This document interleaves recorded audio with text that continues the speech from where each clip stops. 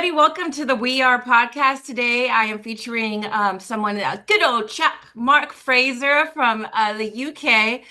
He is the CEO and founder of Aero Astro Arts. I'm honored. I'm super excited to meet this man. He's been in game development or gaming, and he's going to educate me on all of that for about the last 17 years. He's worked at Nintendo. He's doing some amazing things with his own company. I'm really excited just to learn everything about you and inspire people with your story, Mark. So thank you for joining us today.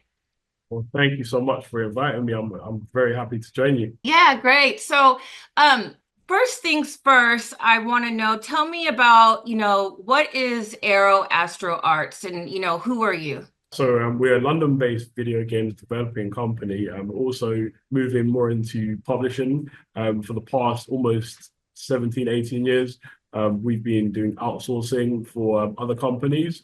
Now we're moving more into the independent video game space and publishing. So we're making our own games rather than making them for other people now. What is the opportunity that is available when you do publish your own games, like, financially there? Right. So first of all, it's a much bigger market sector of the actual games market. So if you can imagine, you're going direct to customer rather than business to business. And as you can imagine, if you're at the end of that chain, you get more of the pie.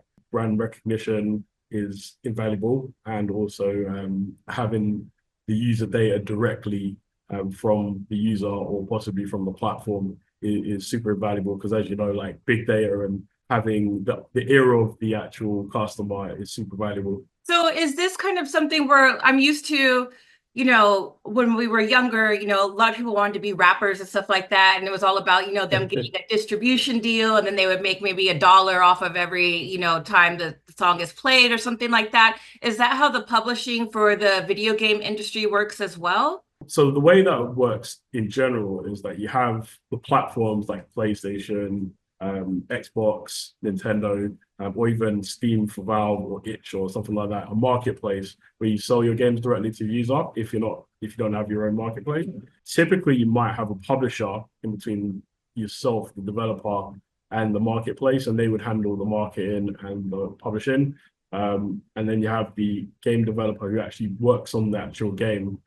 Sometimes you have a different structure where, like, you have an independent game developer, which is what we're trying to become, where we go direct to the marketplace and the publisher. So we fit in both roles, the games developer and publisher in one company.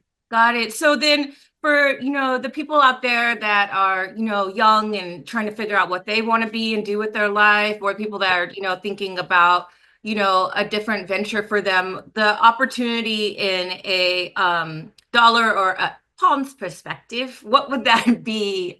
Is like, are they going to be, millionaires, billionaires, like with the 5-year type of business? What's the opportunity there? Yeah, I mean the games industry recently has been very democratized. So anybody with a decent PC or access to a decent PC and the right know-how and access to the knowledge, which is becoming more and more available, can make a business out of it themselves. I'm a self-taught person myself as well, so it's definitely a information-rich environment where you can use that information to add value to a product or to create value from experience or solve a problem.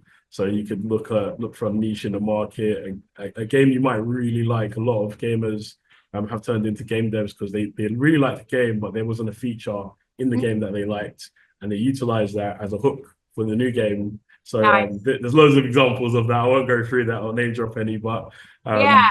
there's tons of examples of gamers, or even just like someone like a software developer getting bored in their day job. They're not satisfied and they want something else, and they turn to the games industry, and then they bring that skills into our industry, and then they make a success of themselves. So there are stories where people can be on the indie level and really, provide a good living for themselves in that way then, right? Yeah. I mean, there is obviously like a spectrum of people who are like not doing so well and people who are doing very well, but it's a very collaborative industry. So we all kind of like contribute to each other's product, and we share a lot. So we try to share success stories and help each other as much as we can. So if there's a new person who comes in, they're usually very much welcomed into the industry by the indie community. Yeah. And also in the AAA community, they're always looking for like new super talented people as well to come into the industry. Oh, that's great. So, what about, I'm thinking about this and I'm like, well, I mean, but how would I even go about doing this? I was telling my son about, your story, and I'm like, because I'm always, we go into a doctor's office and I'm like, see, you could be a doctor. And then he's like, I'm not going to be a doctor, And so after I talked to you, I was like, I just talked to this really cool guy. He's, has his own games that he's coming out with. He's a game developer. And that's something that you could do and have a business because there's so much strength and freedom in entrepreneurship. But like, how do you even get into that? Or how did you get into that specifically? I guess like I went on forum sites. This was a very long time ago. I went on gamedev.net, and then I looked at all the people looking for team members, and Mm. people post like projects they want to do and like collaborative things. And it's a really good way to get experience in it, to volunteer in a team. Now, the more modern way of doing that is taking part in like a game jam, or taking part in like some kind of course. Loads of non-profits run game jams like Yuki in the UK, and there's probably a lot of stuff in the US as well that takes competition or a game jam or something like that, and then it allows people to get experience through that and get some hands-on and also team working experiences as well. So you get to work with other people that you might not have worked with before. What about even going further back in your life? Young Mark, Right. he was on the Sphinx or whatever. Wow, okay. I found it very challenging in school. Not that I wasn't smart, but I felt like I Yeah. was underestimated by a lot of my teachers. Mm. There were some good teachers, and there were some teachers who maybe just put me in the corner and were like, okay, I'll deal with that later. It was only really in secondary school that I really started to like excel when I got access to the library, and I got to do self-learning, and I went Wow. from the lowest classes, Wow. shot straight up to the top classes in about 2 years. And I did have a lot of help, like my family and stuff like that, and other people as well that assisted me with that. And I'm very thankful to my mother, who was very supportive of me in loads of situations such as that. When you were talking about dyslexia, was that something that impacted your like ability to read? Can you talk a little bit more about the challenge? I was diagnosed with dyslexia when I was about 8 years old. I read about 60% slower and also write 60% slower. But what you do is like you learn tactics and techniques that actually kind of work around that.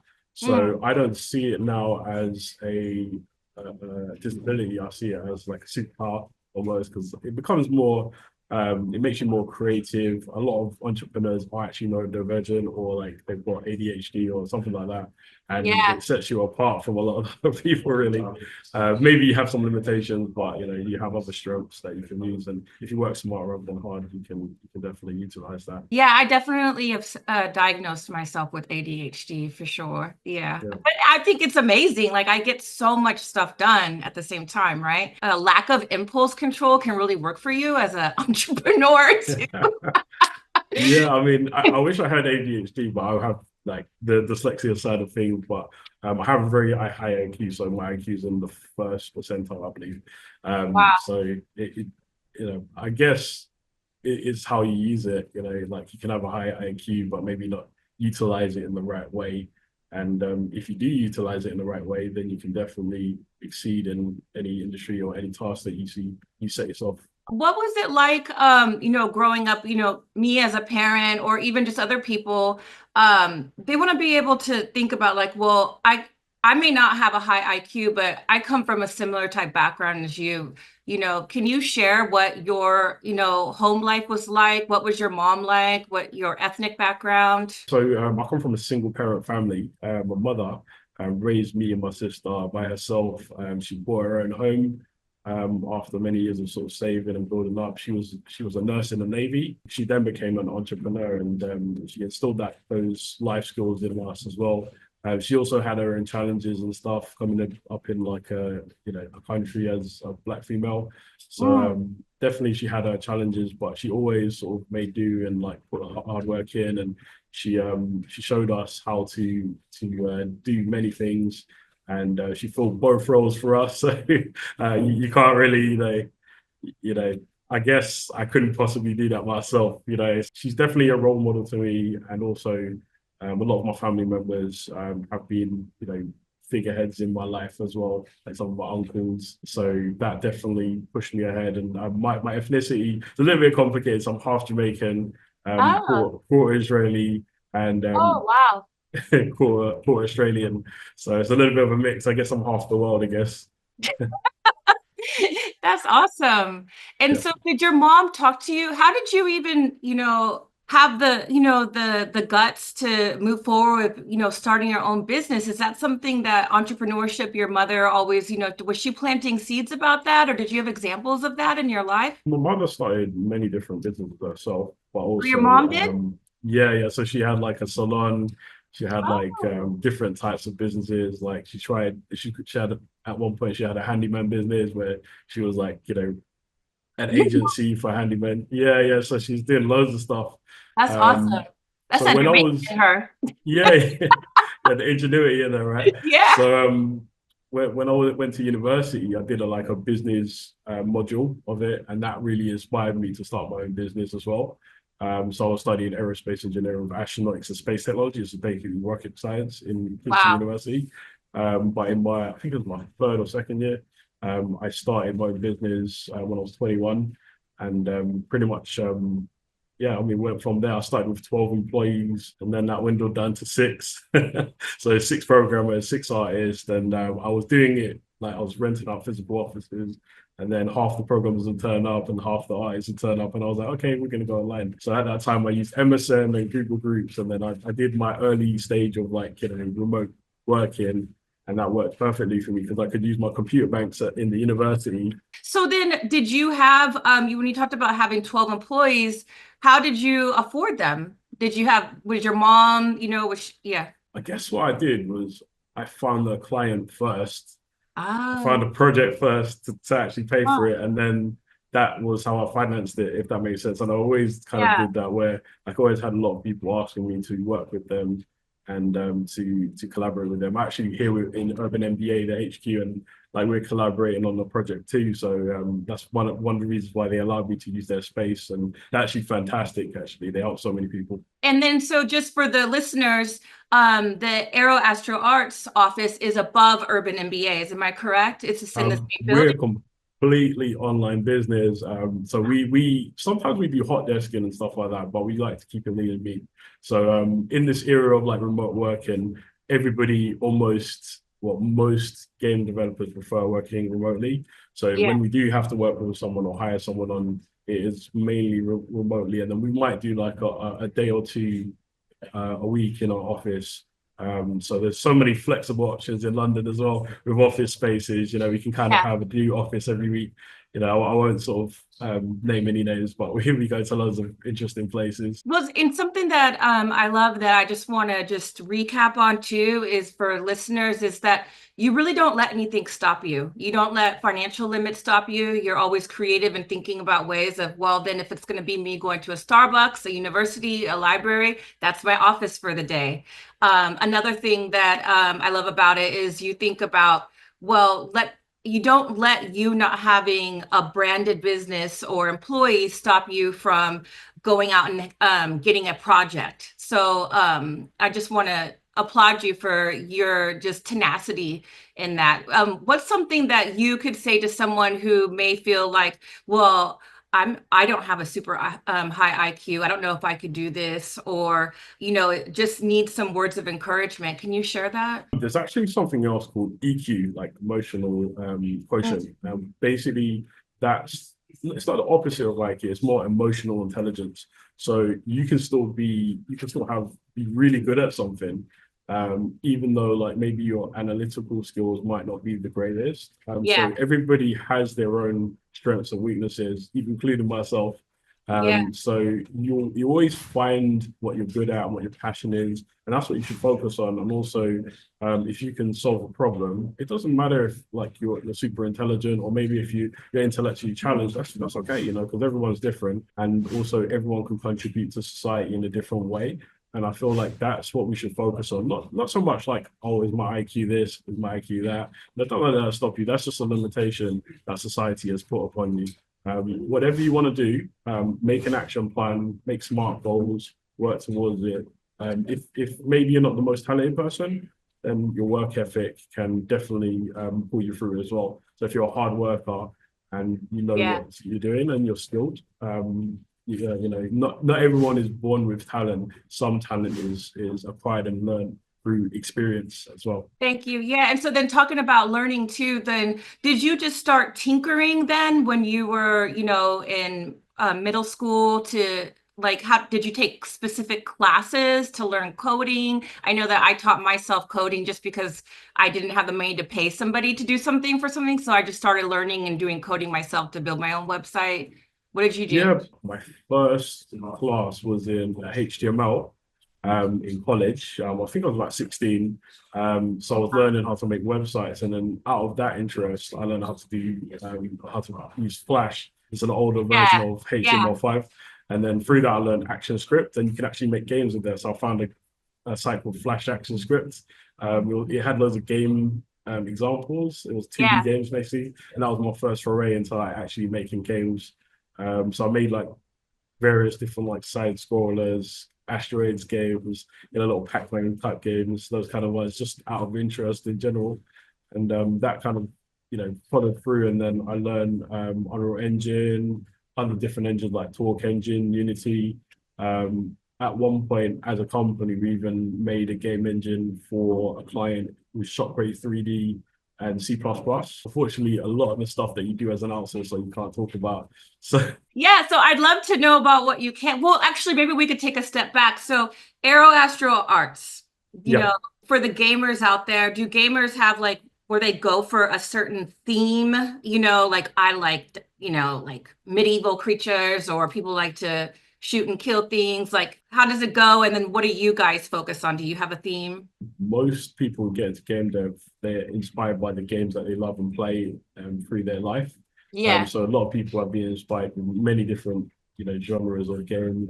For myself, it was real-time strategy, like a top-down game. You're like the god figure, and you're building stuff, and you've got Oh, armies and stuff. That was my jam, and that's what I really love, like PC games as well. More recently, I've really enjoyed like open world and survival games, and that kind of harkens back to my engineering past as well. I love creating things as well, so I love like when there's a builder element to a game. That's really interesting, and now I like to explore different genres and mix genres and try different new things out. So that's why we showcase so much, because we want to get gamers playing our games often and early, and then giving yeah. us feedback, and then letting us know that the product that we're actually thinking and envisioning is valid and viable and playable as well as fun. And also, if there's any pain points or any bugs, that helps us to identify those as well. We're also looking to sort of double down on our QA as well. So sometimes like we might outsource some things to other companies and work with other companies to do things that we might not focus on. I love how you really care about the end user. You want them to have a great experience. So Absolutely. how do these people try out the game, and then what is the channel for how they can submit feedback to you? That Yeah. makes me want to try, even though I was thinking, I was like, I wish you would come out with something like Zelda, right? Like bring Zelda in that soundtrack back. Okay. I mean, there are games that try to do that. But with our games, we're showcasing them in person at events. So we showcased that Games Frenzy, Game Freak. GDLX. That's where I had the hat originally from. I won't show it again, but different events. But we try to move more to Steam, and also we're applying to become an Xbox ID partner, and also a PlayStation partner, and we're looking at Nintendo as well. So we'll be coming out with demos soon. I'm going to GDC next month. So my Oh, nice. intention, that's the Game Developer Convention in San Francisco. And we're going Yeah. with with UKI, the UK trade body for games, and also the Department of Trade. We're Yeah. going on a trade mission to there. and we're going to be showcasing some of the platforms and investors and other things like that. But also, I plan to have a demo on Steam available, and you can find out more about that shortly. In the next few weeks, I'll be posting a newsletter. Exciting. Sign up for people on our site, aeroastro.com. It doesn't have a newsletter sign up right now, but we're working on that, and that will be coming up soon, so we can let you guys know as soon as like there's an available demo or beta or something like that along the way. For Neo Tokyo Patrol, that's one of our first games, and a few other games that are coming up in the future. Well, you also have a pretty active presence on social channels too. So even though they may not be able to submit, on the website, they can follow you on the social channels and then DM and say, I'd like to also be a user, a future user, get that waiting list, right? Get in touch with me. If you type in Aero Astro Arts, no spaces, AERO, ASTRO, ARTS.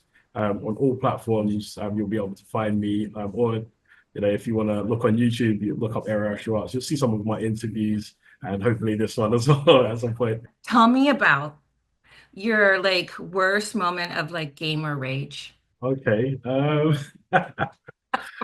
I guess. I mean, I don't really get gamer rage, to be honest. It's not Not that when you're deep, building something, just yeah, I mean, because I used to work for Nintendo, we were launching loads of consoles, and we played all the games to help customers. We helped them with launches. I think Splatoon really got me. Oh, really? It's so much fun that you just get into it, and then it's just you get carried away, and it was really fun. Are you a controller thrower? Are you a cusser? Are you a stand up? No. I don't do any of that. I'm internalized. I'm like. How about yourself? What games do you get you going? I mean, I think I just always win, right? So I don't know, I can't really relate at the same time. But I mean, I was playing, in my day, I was playing Excite Bike. Remember that? Oh, wow. Okay. That was way back. Way back.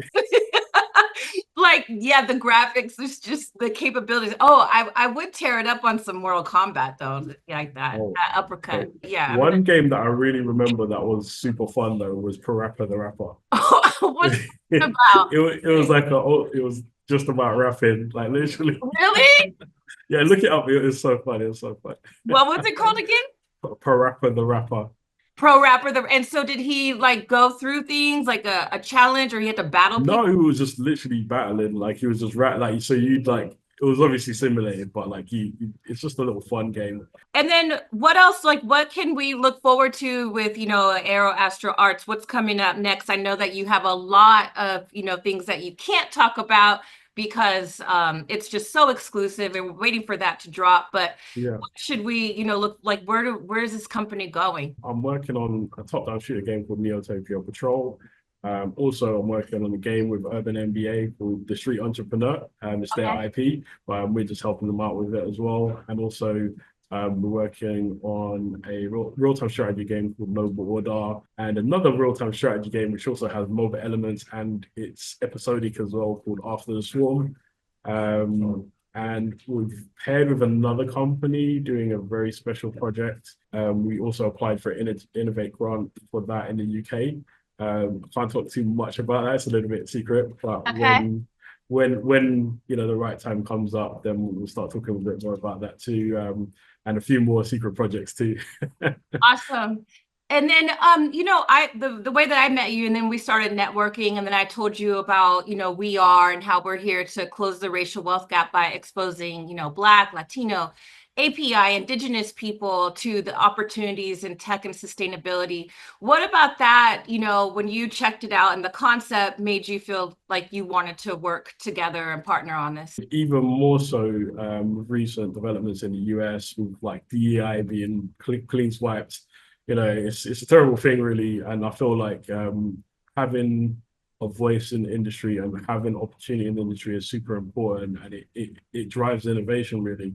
So when everybody is part of the village and is able to participate in a meaningful way, that just makes the village stronger, if that makes sense. So when we have all the voices in the industry, contributing towards it, it just makes everything so much better. Thank you. And then something that I think is really cool about you is you're not scared about getting yourself out there. You're doing like a promotional tour right now too, the leadership with showcasing the brand story for yourself as a leader, and then Aero Astro Arts. Can you speak to the value of networking and getting out there? So if you're just starting out, definitely it's great for you because you're going from like just being online to being in person and having that interaction. And I think a lot of industries are very much in person. And if you can't do that, that's fine. I mean, you can still take part in online. But if you kind of like if you've got like a local get together for your industry, even if it's not for games, if it's maybe for something else, then definitely try and take part. And like, if there isn't one, then that's a great opportunity for you to create one, because I guarantee there's someone in the same position who's thinking exactly the same thing as you and waiting for someone to create something like that. So they'll be very appreciative of you to start a group or like a monthly meetup or like a town hall or something like that. So if you can organize and get together and then exchange ideas, it's so enriching and it's such a life-changing experience. And if there's nothing nearby you, it's an amazing opportunity to travel and go somewhere that you might not have gone to before. I did an accelerator program with Games London. We went to Slush in Helsinki. Yeah. So that was the biggest tech event in the world, pretty much. We got to pitch our businesses and everything else. So if you can also take part in the accelerator program, maybe even like with the WeAre network, then definitely like get involved. And, you know, if they can assist you and help you and guide you in your journey, then, you know, that's going to be an invaluable experience, life experience for you. When you're doing these, you know, like building sessions or collaborating, right? Do you share an NDA? Because I know sometimes too with our people and just even good business period, you know, it's like there's a concern that people are going to steal our idea and run with it. I mean, it happens. So how do you protect yourself, or what's your philosophy? How do you operate? To be honest, I used to hand out NDAs in the past, Yeah. but I found that it doesn't really give people the best goodwill. It does protect you legally, but I found that showing off things early and often has its benefits, and allowing people to showcase their work early and often, it gives someone who's working on it a bit more ownership on it as well. So it actually makes people more committed, want to work Yeah. on it more. And also, you know, if they do move on to another role, it helps them in their next role as well, because it helps them build up their social following too. And also, I believe in evangelizing your actual team members as well, not just Yeah. being like just the one personality. I like to bring people up and actually develop them as well. If I can share my network or experience or even my following with someone who works with me, or maybe someone I'm mentoring or someone I'm trying to help to sort of come up and do that, you know, I'm happy to sort of share. And like, I'm trying to be more open. There's obviously some things that I have to keep confidential for a short period of time. But I do try and veer away from NDAs. The platforms you definitely have to have NDAs with. But with regards to the work that we're working on, we're trying to be as open as we possibly can about what we do, because I feel like it's a better strategy, and I feel like it's a better way of building a community around what you're doing as well, because people can follow your journey and understand your pain points and your strengths and your challenges and everything, and how you overcame that, your innovative thinking, and also to get to know you as a person as well, to see that you're credible and reliable. Steam. I was looking at your site and it's like, oh, they have these 4 games right now, and then it says, check us out on Steam. What is Steam I'm sure all the gamers know, but people that are listening are going to want to go and support you and, try these or give them a shot. So how can they access them? What is Steam? So we're going live on Steam with a demo in the next, I'd say, about 30 days, just Okay. before we go So to that's GDC. mid-March, people of 2025. Yeah. So we're gonna go live on like one game at a time though. So we're not launching all of them at once, but we'll have a demo on there. So Steam is a marketplace for PC video games. Okay. Also it has software on there and other things as well. It's one of the largest marketplaces for games in the world. It's an application you can download on your phone or on your laptop or your PC. But mainly the games are played on your PC. But also there are software as well. So if you use like, like Substance Designer, or there's loads of really cool software that you can download on there too. I don't want to do like an advert for them or anything, but I mean, there's going to be so much competition in there, I'm assuming, right? And yeah. so why, tell us why we should, support what you're doing, try out your games. Video games is something that we do as not only a passion, but we like to enrich the actual games industry.